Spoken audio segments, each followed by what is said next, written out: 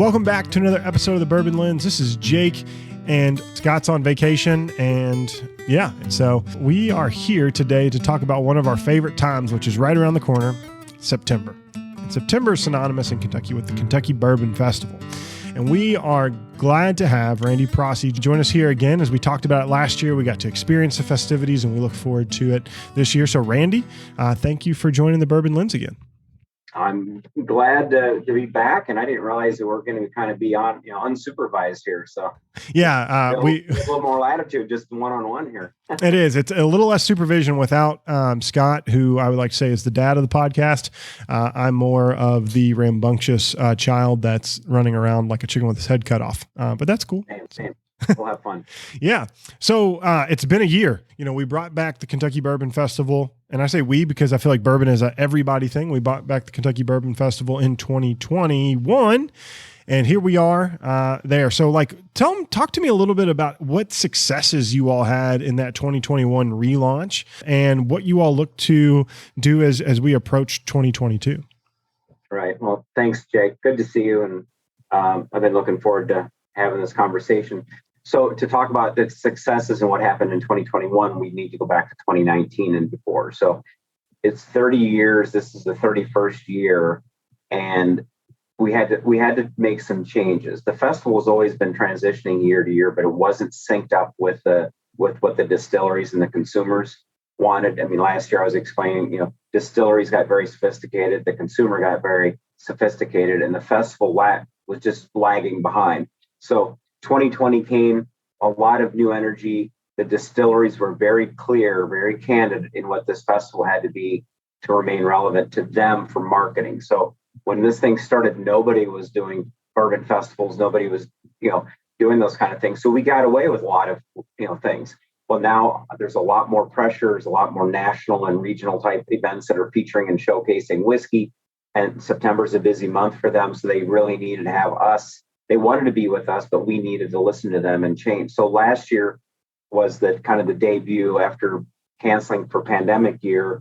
We did some good things in 2020, though. We did the virtual Bourbon Festival where we took our planned educational sessions and did it video and put it up on our YouTube channel. So we got exposure as a result of that high quality production to a lot of people that had never heard of us. So if there was a silver lining in COVID, that was one of the things that it forced us to adapt and how we're going to present the festival to new audiences, which is what the distilleries also said that they needed. So last year, the monumental kind of the paradigm shift with the festival was it was a 21 plus event, and it was really focusing on the distilleries and that engagement between the distillery and the consumer and enthusiast. So sampling, first time ever in the history of the festival, took us 30 years, but you could actually go to the Bourbon Festival and have samples of the product. Boom, check. We did that. So all those other little things that happened without the sampling and without being more of a serious bourbon event in 2021, we wouldn't be sitting here talking today about what 2022 is going to hold. So I mean, it all happened. We managed, we got through it. And, you mentioned it's our bourbon festival. It absolutely is. I feel like that you're a part of it. The people that are, listening are part of it. The people that are all buying. It's just the high tide floats all boats. But we're feeling really good position to go into 2022. Well, and you say that because it's really interesting, like as a Kentuckian, right? Like just put that hat on for a second, not even a podcast host. You feel a sense of pride when you hear Kentucky Bourbon Festival. And there are some really great festivals, like New Orleans has one. There's a bunch of regional ones. But when you have these flagship bourbons that are sitting right here in the great state of Kentucky, and you have the opportunity to celebrate them and bring people in, and in conjunction with other events that are going around at the same time, right? Up in Louisville, that same weekend, you're going to have the Bourbon Beyond Festival, so people can come down and really get that hands-on bourbon experience that they may want, and they may not be able to get to distilleries because their tours are backed up for months and months and months. Correct. And they can add this whole excursion and experience, listen to music in the evening, come do bourbon in the daytime. What better, experience than that? So you can really balance that off. When I was first thinking about it, I thought it as of a competing, idea, but really it's the best of both worlds. You come and you get the Bourbon Beyond experience that you're going to have all types of whiskey from a national perspective, but then you get that real intimate Kentucky experience down at the Kentucky Bourbon Festival that can elicit a lot of great opportunities to meet people in the industry as well. Right. Well, and the competition question comes up often. And we're not competing for the ticket holders. I mean, let's just be real. People, and I've been to Bourbon and Beyond, that's a music festival that you can get bourbon at. And, we're a bourbon festival that has a little bit of music, but it really is putting the distilleries forward. Our biggest competition, if there are any factors that we're competing over, it's the distilleries' attention and participation at our festival versus going to like a Bourbon and Beyond. So, and I 2 years ago, there was talk about us moving our festival dates and things so we wouldn't compete. And our board decided that, hey, we've been here at that time 29 years, going on 30 years. We're staying put. And we did, and it worked. And last year we didn't have Bourbon and Beyond. This year we do. We announced our dates and we were set on that same third weekend. And Bourbon and Beyond happened to land on our weekend. And so that was the thing. I wanted last year, my goal was to make it a difficult decision for the brands, for the marketing people to say, okay, now we've got two events. What are we going to do? And I believe, and I don't mean this in disparaging remarks or, from the previous people that put this festival on, but had this been 2019, I think we would have had a hard time getting the distilleries to come to us. And this year, we went from 11 of them in 2019 to 34 distilleries last year, and now we're up over 50 of Kentucky's distillers. So 2/3, 68%, whatever the number is, of the distilleries that are in Kentucky are going to be at this year's Bourbon Festival. And they're sending their master distillers and their brand ambassadors. So we're getting the attention and we're getting the commitment from these distilleries and their multi-year partnerships. So yeah. And when we started embarking down this road of changing the festival over completely to be more whiskey focused, more the people who make it, more, the engagement, I couldn't do it if I had to wonder from year to year what distilleries were going to be a part of this or how I'm going to finance it. There's obviously a cost for, the distilleries to be a part of it. So every one of them have 2 and 3 year agreements with us, mostly 3 years. Mm-hmm. So I knew after the last year's festival that we didn't lose any. Everybody was very happy. They said we put the right people in front of them all weekend. So that's a good validation. But I didn't have to start in October, November going out and starting with zero again, right? So we had 34 distilleries last year. We've added 16 or 17 this year. Didn't lose any. We picked up Woodford Reserve and Old Forester. We've picked up Wild Turkey is back with us. Old Forester and Brown-Forman, they walked away a couple of years ago, and I don't mean to make them like the bad guys. They're really the first ones that made us open our eyes that we were not going in the same direction as the distilleries needed to. But we absolutely had the conversation. I said, we have built the festival that you said 4 or 5 years ago you needed, and so they're back. Wild Turkey is back with us. Heaven Hill, obviously barring any labor issues or whatever, they were going to be with us last year right up until the time the strike happened, and they just didn't want to be there and have that extra, the lightning rod, so to speak, drawing attention to us. So yeah, all of those are back, and we've added now probably another 6 or 8 craft distilleries. So 22 or 23 of the distilleries that'll be there, almost half of them are craft that had never been included in the past. And so one of the things that go ahead. That was like last year. That was what was exciting to us, right? Because we went around and we, used it as a leverage point to meet other brands, to create more content.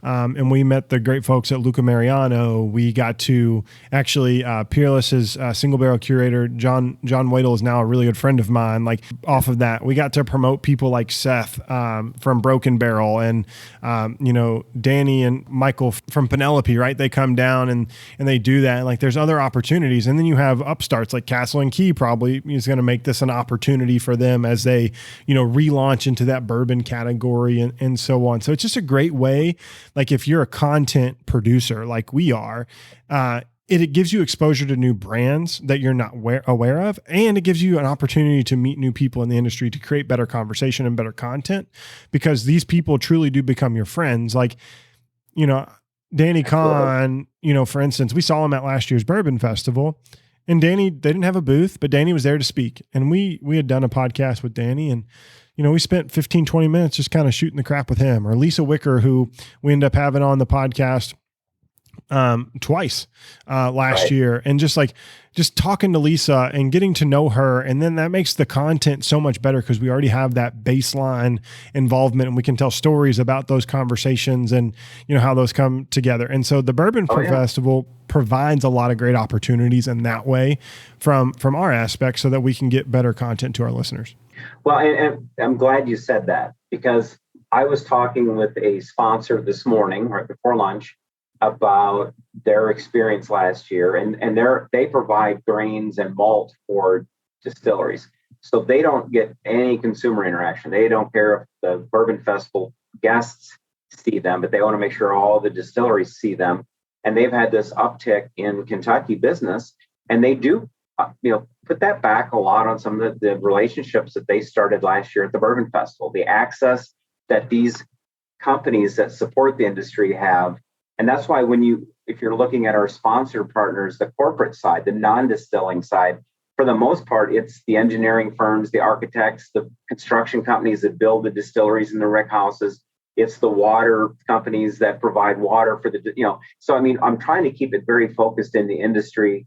That's not to say that if a major automaker or a credit card or a national bank or an airline or somebody came to us, we'd listen to them. But we've been so focused on making sure that we connected the industry first before we go off this into consumer products and blow it up. We've always wanted to be very careful that our festival doesn't end up looking like a NASCAR going around the track with logos everywhere. Trying to be very strategic in that. But I definitely agree. And I'm just thinking about it. I'm sitting here.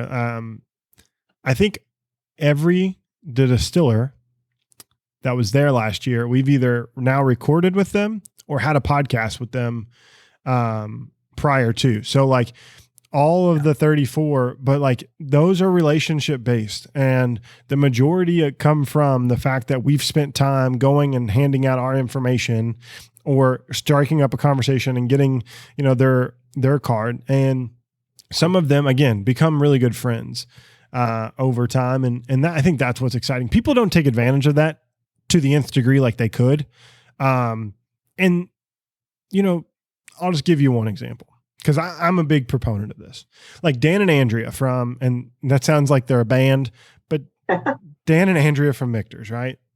You couldn't meet two nicer people that would give you the time of day, that would talk about whatever you wanted to talk about, especially Michter's. And they just have great conversations. We end up going out and having an experience and going to see Shively, which no one really gets to do.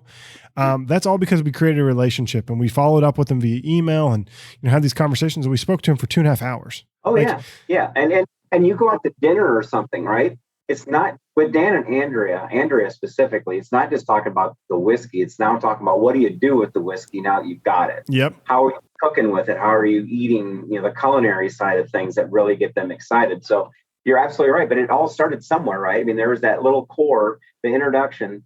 You did your work. Not everyone does. To your point earlier, we have all of these master distillers and brand ambassadors and whiskey makers in general at our fingertips. And we've not, as the festival, hadn't done a really good job of, I guess, cultivating that. It sounds a little cliche, but really, so you're experiencing the same thing that I'm experiencing through the festival, the friendships. And this industry is unlike, and this, and everybody that's spent time with you, this is a very collaborative, very friendly, very competitive, but at the same time, and we always use the Heaven Hill fire as kind of that example of how everybody jumped in to help save the Heaven Hill and the brands, but that happens every single day. Somebody has a part go down at Claremont at Beam. Well, guess what? Maker's Mark is getting in a truck and their engineers driving stuff up, and vice versa. And the little craft guys that are going to be probably future competitors got their start by going and spending time with master distillers at the bigger distilleries who are helping them get started and put more competition in the market. But I don't think there's another industry like what we are all part of right now. It's such a blessing to be here. And you think about, I have to remind myself every day how cool it is of what we all are doing right now. Oh, it's amazing. And I think it's only going to get better, right? Like, I think you're to the point where the consumers are paying for what they get, right? Versus it just coming and being a craft fair with a little bit of bourbon, right? And a community festival. Right. This is intentionally about bourbon for the bourbon person. And our new tagline this year, Jake, is whiskey only in Bardstown. Nice. So the whiskey only is absolutely making a statement that we're always going to be focused on the whiskey part of it. I'm not going to use the bourbon and beyond as an example, but it's an obvious piece. But there are a lot of things, and whiskey is a part of it, a small part of it. We are whiskey. Boom. Everything, if it doesn't pass that test, we're not a car show, we're not a music festival, we're not a balloon glow, we're not a golf tournament. It's whiskey. And then the only in Bardstown for years, and no one really knows how it happened, but there's local paranoia that the festival is going to leave, that someone is going to take the bourbon festival and pull it out of Bardstown and put it somewhere else, or we're going to get lured away by the flashy, sexy, come over here to Louisville or wherever. So I was really important at this point in our existence to make sure that it is whiskey and it's in Bardstown, and it's always going to be in Bardstown. We're never going to move this thing. And because you mentioned the community piece, last year we got a little bit of grief from going from a free event that anybody could go to being a more focused 21 plus event. And I don't make any apologies for that. I mean, it was absolutely the right thing to do, but we still are very much a Bardstown and a Nelson County and a Kentucky event. Over 25% of the people that bought tickets already this year are Kentucky people and a lot of Bardstown people. But 75% of the people buying tickets are from all over the country and Japan and Canada and UK.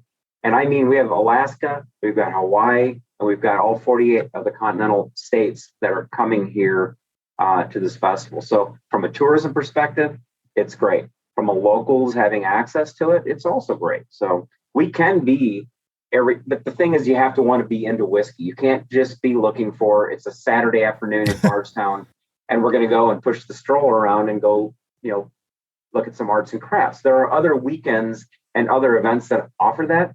That just can't be us anymore. So yeah, and I think we talked about this ad nauseum last year. It's a safety thing.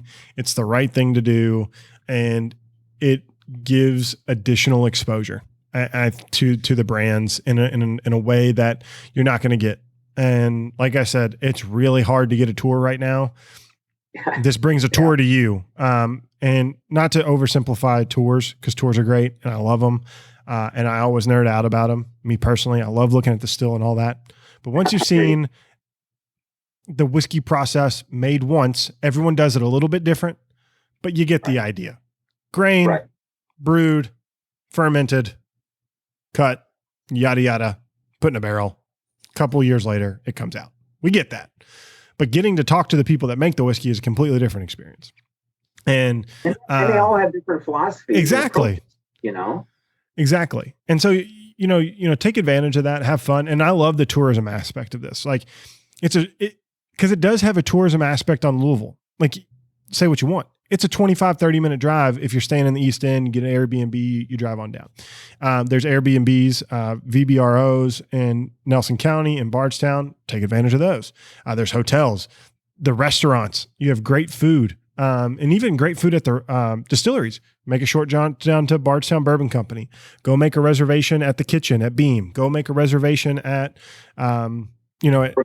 on a Maker's Mark. Yeah, Maker's Mark. You have, Drew Colesveen and the team down there at Willett have a great, restaurant as well. So the distilleries are making it a culinary experience as well. So it's like, hey, just because you're in Bardstown, and now with the come and go access that this year allows, you can go and do that very seamlessly. Well, and 5 years ago, think about it, the multi-millions of dollars that these distilleries have since put in the visitor experience, the gift shop, the tour, the dining, the culinary, the tasting rooms, their own events. I mean, if you look at Dant, with the amphitheater and the Legacy, which our barbecue event was headquartered in, that investment wasn't happening 5-6 years ago. It was starting to be talked about. Bardstown Bourbon Company was in, there were people doing it. But that's the other part of what we are doing for the festival is the mentality was always kind of the Bourbon Festival has to be everything. When you're in Bardstown, every single thing around town had to be connected back to the Bourbon Festival. And we took a step back and said, no, we need to do the best core event possible that showcases the industry and then breathe people out into the community and bring them back in. So another reason why we're closing at 6:00 is so the distilleries can host their own events, hopefully in the evening. We've got a few that are real close to announcing what they're going to be doing, but it won't be us. We'll be saying, while you're in town, after the Bourbon Festival closes, go out to XYZ or XYZ and have, there's 11 distilleries within a 15-minute drive. I hope eventually all of them will be doing things that showcases their campus that doesn't necessarily involve one of the tours that are already full months in advance. Yeah.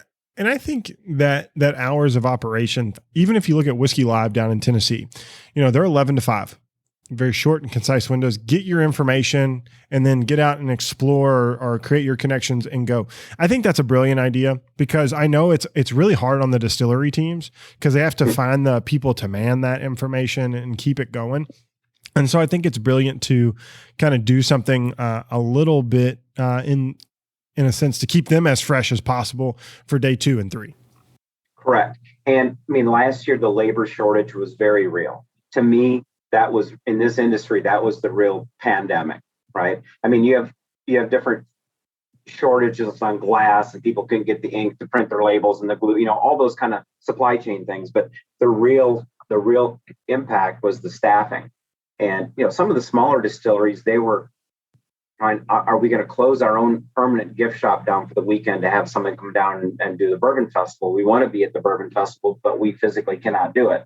And that's not unique to the small. I mean, you talk about like Brown-Forman, they've got a whole Kentucky marketing team. They've got to be at Bourbon and Beyond and down with us. So closing it down earlier, it keeps people fresh, to your point.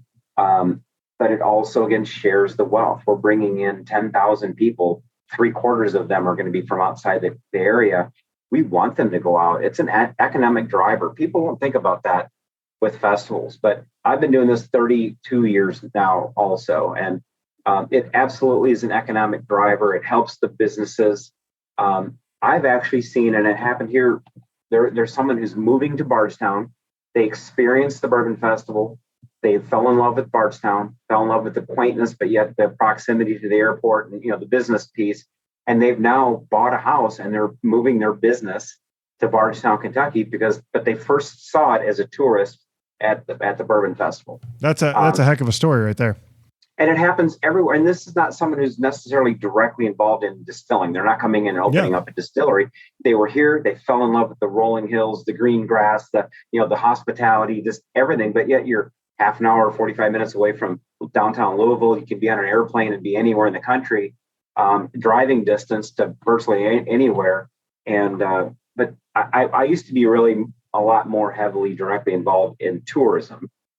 But we always talked about that. All of these things happen, but it first starts with that person coming and seeing, through the eyes of a visitor, first. So we often forget about that or don't highlight that enough because it is about the bourbon. It is about the consumers coming in and having a wonderful time and a memorable time. But there's a business side to what we're doing too. Oh, 100%. 100%. And so speaking of the business, right, the idea is to continue to re-innovate and continue to push the envelope forward. And so we've had some really great opportunities this year, thanks to the legislation in Kentucky, to provide better opportunities for an experience. And if you like something, to get something. So can you talk to us a little bit about how the festival will tweak from a consumer experience this year? Absolutely. And you mentioned the House Bill 500, which, among other things, a lot of really good things, it allows distilleries to come to the Kentucky Bourbon Festival and actually sell bottles and cases. So all the other things that it impacts, but for us specifically, as the event coordinator, it's a game changer for the consumer to be able to come to the Bourbon Festival, sample and buy bottles. That sets us apart from any other bourbon event in the world, quite frankly.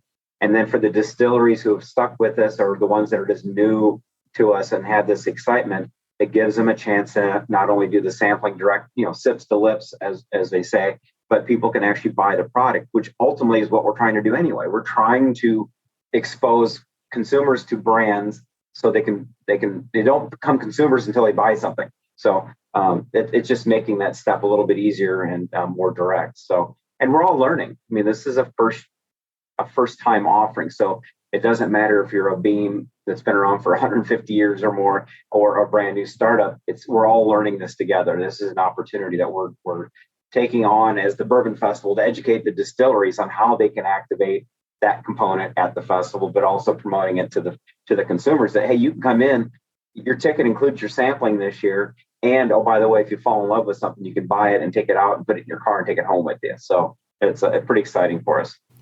Yeah. And so you mentioned something there that I think is really interesting. It was around the packages, right? So I know a lot of them have been sold out. You've had a great response from people going out and wanting to come back. And one of the objections I heard early on, right? Because, we just see this as it comes out. We get slightly early access, not a ton, to seeing some stuff, and was the prices. Right. So what do you say to someone that says like, hey, like it went from free to, $10 or $20 to now, $100 for the weekend? Like, what do you say to someone like that, and just kind of like why it is different and why the price does actually meet the needs of the overall cost?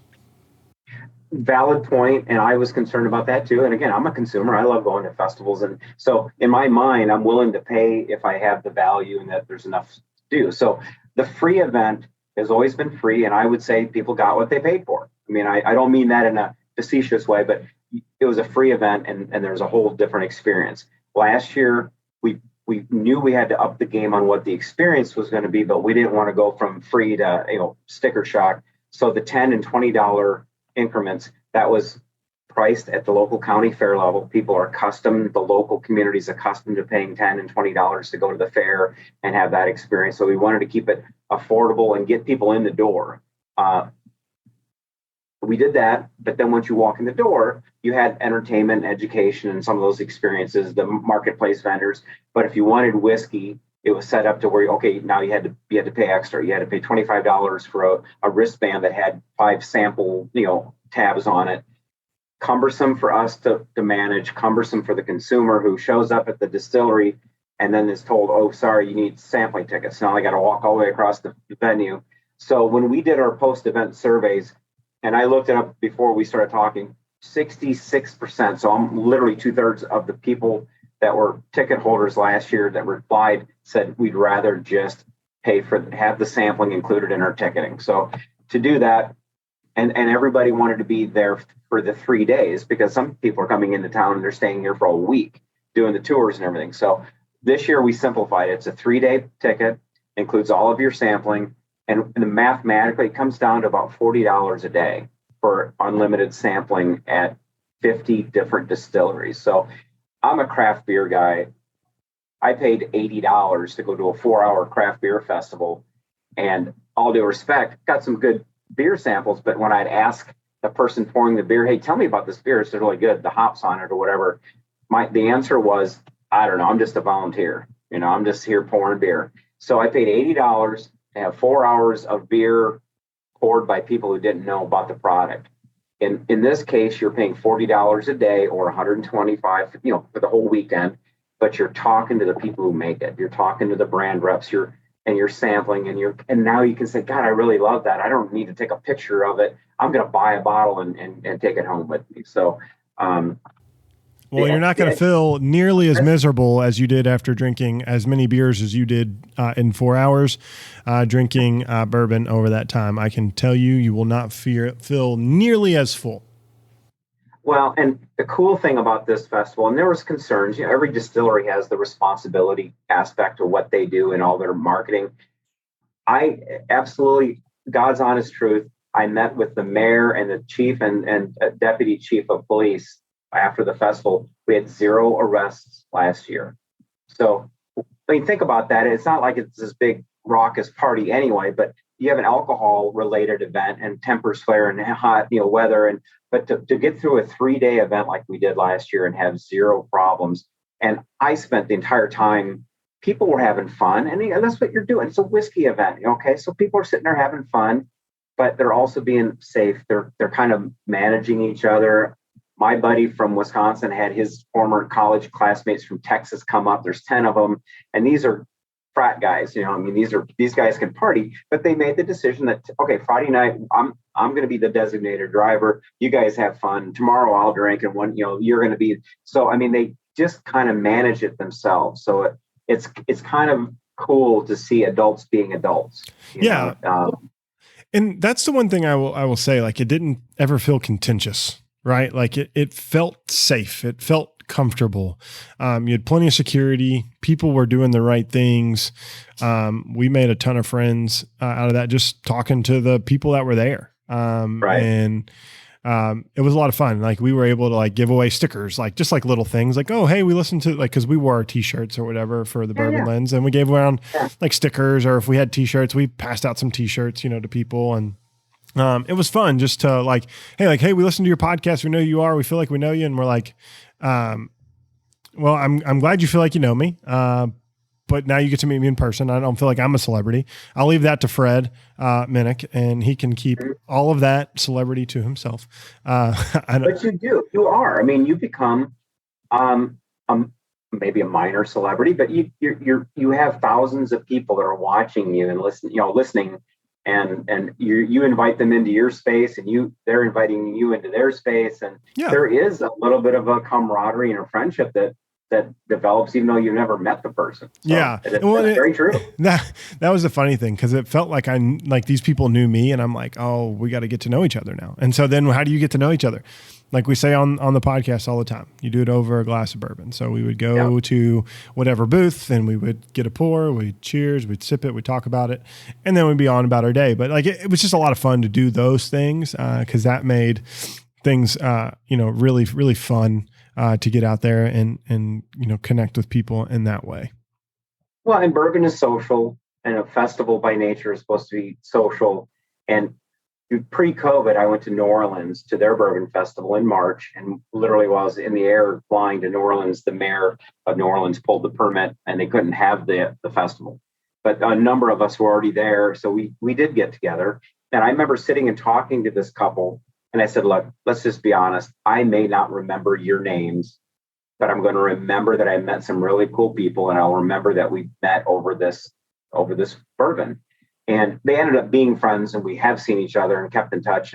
But the cool part was that in your psyche, there's that positive plant of I met some really fun people. Even if it's a 5-minute conversation or a lifelong friendship that becomes out of it, it still starts with that bourbon and that environment, the whiskey and the festival environment. So we take that very seriously. We don't talk about it probably as much as we should about what are we really doing here, in our planning meetings. But it is something that's very important. It's not just the economic driver that we talked about a couple minutes ago, but it absolutely is. We're bringing people together. Some people don't see each other except for that one time a year. Yeah. And I've seen that happen at festivals throughout. I used to run a French festival in the streets of downtown Milwaukee, and we had a big 45-foot tall Eiffel Tower scaled, the School of Engineering actually built and but I would see people that was the meeting place, and they wouldn't see each other until the following, the next year. But it was just this thing that became this tradition. And so I think that all plays into it, that people will meet and continue to stay in touch as a result of what we're offering here at the festival. So it's pretty gratifying, actually. Yeah, that's exciting. And I have a story. So, you talk about the community. What's really interesting. So I participated in the Bardstown Bourbon Company World's Top Whiskey Taster last year. And I went down to Atlanta, and I won the regional down there. And it was really funny. You speak of like the community and people getting together. There was a couple that came to the event in Atlanta and watched me win the regional there. And they flew up to Bardstown to watch me compete in the finals. And like, I didn't know these people. They introduced themselves to me like at the finals. And they were like, yeah, we met briefly, but like, we wanted to cheer you all on. We thought it'd be really cool to come up and see the Southeast region champion, yada, yada. I was like, that's cool. Like bourbon, like you don't see a lot of people doing that unless it's like sports teams. So for people to like create that opportunity in competitions or environments, I think that's pretty cool and unique way to celebrate just the community. And I don't think it gets talked about enough because the bourbon community is super strong. And they rally around each other. We talked about the Heaven Hill fires, but just everything. People, I can't tell you how many, fundraisers and things that I've seen because of bourbon, raising money for causes, and people get behind it in a really big way. Right. Well, and it is so unique. I always get nostalgic and think about Americana, the last bastion of Americana. And there's a few left, and that's us. I mean, America's native spirit. I'm working with a national, I guess, tourism marketing firm organization, and bourbon is becoming like one of the authentic American story kind of things that not only will they tell coast to coast, but they're going to tell internationally now. So, and we're a bit part of that. I mean, it's just a little fleck on the surface, but we're all doing that part. We're all elevating it. We're all enjoying it. More and more people are discovering us every single day. I mean, consumers are becoming enthusiasts. I just sat at Drake's last night and saw someone that basically drank their first ever glass of whiskey, and they're you got to start somewhere, right? So. I remember my first glass of Kentucky Gentleman, and it was rough. Yeah. Buff. Real bad. Well, I grew up in Wisconsin, and I won't say exactly how old I am, but it suffice to say that at that time, the liquor store had maybe one shelving unit that had whiskey, and it was a bottle in a purple colored felt bag. It was a black bottle that's made in Tennessee, that isn't even Kentucky, isn't bourbon. It was just that little section, and that's all people knew. That's what whiskey was to people back then. And now you walk into stores where there's aisles after aisles of it. And what kind of expression do you want? Do you want this? Do you want that? Are you making cocktails? How are you using it? I mean, I played for a softball team that was sponsored. The bar sponsored, but it was Jim Beam on our jerseys. And our experience was we'd win a game, we'd come in, and the bar owner would buy us around to Jim Beam, and boom, shake it off, and but that was the experience. And unfortunately, that's what too many people have associated with whiskey.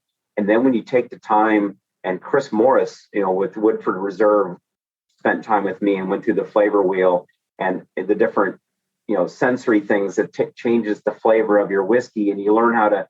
And then all of a sudden, it's completely different. You drink that same Jim Beam that I drank 30 years ago. Now it tastes completely different. And so people are discovering and rediscovering it and understanding and learning about what this is, and appreciating it, which is very cool too. Yeah, no, I think you hit the 100% nail on the head. Like, your first experience with bourbon, with beer, with wine, whatever, is not awesome, but it's when you come back to it and you can hear the story and you can have that. And I think that's what you all are creating at the Bourbon Festival. Let me be very clear. The Kentucky Bourbon Festival. Absolutely. Got to make sure we get that in there. Thank you for that, because I've actually, I'm not necessarily proud of this, but I'm proud of the fact that we have distilleries, brands, whiskeys from around the country that are reaching out to me, wanting to know how they can get involved with the Bourbon Festival. And we actually had to devise kind of this little checkmark criteria. If, the Kentucky Nexus, you have to be a Kentucky bourbon, you have to be marketing it, branding it, or you have to be distilling it, aging, bottling it here, you have to be selling it. You've got to be actively engaged in the Kentucky bourbon to be here. There's a lot of fine distilleries that are popping up, but we are so focused on the Kentucky based. And so we've had to say no, which is a good story to tell, because it shows that there is interest from other whiskey makers to be here. But we're protecting very, very carefully protecting our Kentucky based businesses, and that's, we have 50, I mean, there's 75 active DSPs.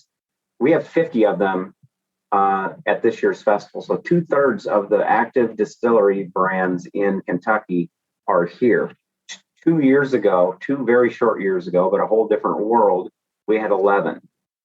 So, we've gone from 11 to 50 different brands and whiskey makers that are here. And that's a testament to what we're all collectively doing. You're helping tell the story.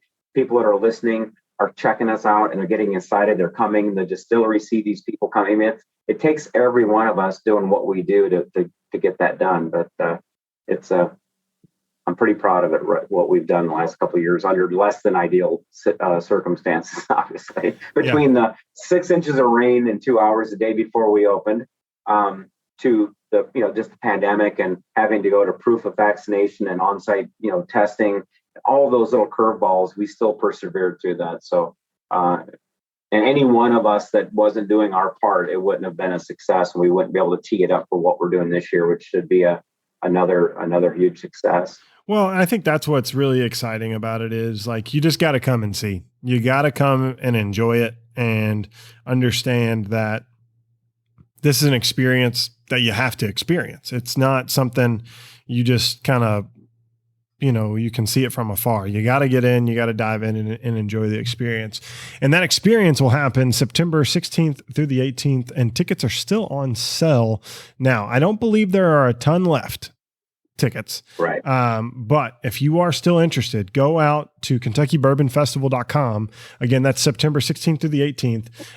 There are 3-day bourbon taster tickets available at $125, and then the 1-day Sunday sampler, $75. But the VIP and the Flask Force are both sold out. And it's going to be limited quantities of tickets that are left available. So act fast. September may seem like it's far away off as we sit here in July recording this podcast. But as Randy said, behind the scenes, we are in the 75 to 65 day countdown, really to get there and get this, situated for people to enjoy. So, Randy, what else would you tell our listeners about, finding out more information? I think the little tidbit, if you don't do it, subscribe to their newsletter. Just insider tip. Yeah. Well, and thanks, Jake. And the festival is the day after tomorrow, the way it feels right now from my chair. But no, the insider email is absolutely the way to go. In between festivals, we communicate with people important information that's going to be coming up. And then when we have our pre-sale for insiders, they have a chance to buy the tickets before it goes on sale to the public. So we're obviously already past that for this year. But we will begin announcing our educational sessions that will go on sale August 1st. That we'll also be doing 6 different premium culinary focused events. So last year we had Bourbon in the Air, which was our opening night kickoff. We're doing that again. Very popular. Last year, Friday, we had an evening Jim Beam dinner event, and Saturday we had a rabbit hole event, and then Sunday we had a Burgoo event with Blanton's. This year, with us closing at 6, we're doing everything during the daytime. So on Thursday night, that's the one exception, from 5 to 8 on Thursday night, we'll do Bourbon in the Air, kind of the opening night. But Friday, Saturday, and Sunday, everything will be in that noon to 6 window. So from 12:30 to 2 on Friday, Bardstown Bourbon Company is going to be doing some pairings and culinary tastings. We clear the deck and we come back at 4:30 and we do a Jim Beam event focusing on, again, pairings. And then Beam is, I believe, going to be doing something out at the kitchen table that evening that they'll be able to clear you out. And then the next day we'll set it again. And from 12:30 to 2 o'clock, Old Forester, I mentioned earlier, they're back. The 1870, 1897, 1910, and 1920 expressions, we're going to be doing a culinary event with Chris Morris involved, talking about the 4 products. Yeah, so that's 12:30 to 2 on Saturday. Clear the deck again, and then Rabbit Hole comes back from 4:30 to 6 with another kind of a riff on their 4 primary brands and how to pair it, and quick hit kind of stuff. You talked about Dan and Andrea earlier in this conversation. Sunday, we're doing a brunch from 12:30 to 2, roughly. It's going to be bourbon, Benedictine, and bacon featuring mixers. So mixers will be there talking about their expressions, pairing it up. So all of those tickets, in addition to the premium education classes that you can do, all go on sale on August 1st. So if you're an insider, back to your original point, you'll have an opportunity to buy those tickets, and they will be very limited. In some cases, 25 and 30 tickets for each opportunity. So definitely subscribe through our website. We work really hard to keep our website as current as possible. So it's kybourbonfestival.com. Instagram and Facebook also, we're very active on that, and we're going to begin announcing the different sessions and the meals that I just talked about, our participating distilleries and things that you can do while you're there at the festival that may not be in the festival, but around town or around the region. So very exciting 75-day window here. We do hope that we see a lot of people out there. And then we get to do it all over again next year. And I'm already looking at 2023, what we can do. And as part of the process, I used to run the Wisconsin State Fair, and that was a 150-year-old event. People would be like, "Oh my God, you're not changing anything this year, are you?" And then the next question would be, "Well, what's new?" And so that is my world, where people love what they love, yep, in the tradition, but they want to have something new. And having the distilleries there and growing and building that. But at some point, we're going to get to a point where 50, 60, whatever that magic number is, we're not going to grow this thing continuously. We're going to hit a spot. And then we're starting now to focus on the quality of the event. We have to offer new things each year. So because I don't want this to be a one and done where people say, okay, that was a bucket list. We went to the Kentucky Bourbon Festival, had a great time. And now we're, it's like that museum that we all went to in third grade on a bus trip, and then they don't change it. You go back as a parent with your kids, and it's the same museum that you saw when you're in third. Yeah. We're being very careful about that. So there'll always be refreshed approaches on how we talk about it, how we tell people about the brands, and how we let you sample. And then now this year, buy bottles to take home. So I think this year's Bourbon Festival is a bring your card event. Make sure you do that, because you're going to be in for a treat. And if I know how some of these distilleries do it, they will take opportunities to sprinkle out some of their better bottles at that given time. So be excited for that. Stay on the lookout. Again, August 1st is really right around the corner for this, when those next events will be launched that you can purchase. Right. Randy, thank you again for joining the Bourbon Lens. We're really excited about this year's festival and covering it and talking about it. And it's always a treat to talk to you and David and the rest of the team along the way. And so you'll start to see content from us, all the way up to the Bourbon Festival on our channels, Instagram, Twitter, and Facebook at Bourbon Lens. You can always give us a 5-star review on your favorite podcast listening app. We'd really appreciate it. And leave us a review if you have any comments or questions. We'd love to respond to you there. And lastly, if you want exclusive opportunities, go over to patreon.com/Bourbon Lens. There's exclusive opportunities for our tasting club, hangouts, and different things that we have coming up. So thank you again for listening to this episode of the Bourbon Lens. And until next time, cheers.